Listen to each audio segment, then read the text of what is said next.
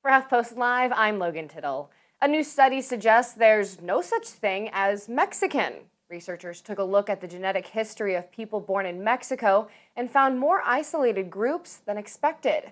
1,000 people representing 31 different groups were tested, and researchers were able to categorize them into 9 distinct groups, with very little intermingling among them. They found someone living in northern Mexico can have extremely different set of genetics as someone from the southern part. The researchers say the findings are important for medical research and healthcare, as ethnic groups may have different risks when it comes to different diseases. For example, lung disease. Researchers found a big difference in lung function when it came to genetic diversity in Mexico.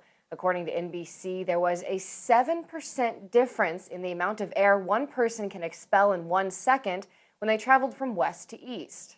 One researcher said, "We were really fascinated by these results because we had expected that 500 years of population movements, immigration, and mixing would have swamped the signal of pre-Columbian population structure."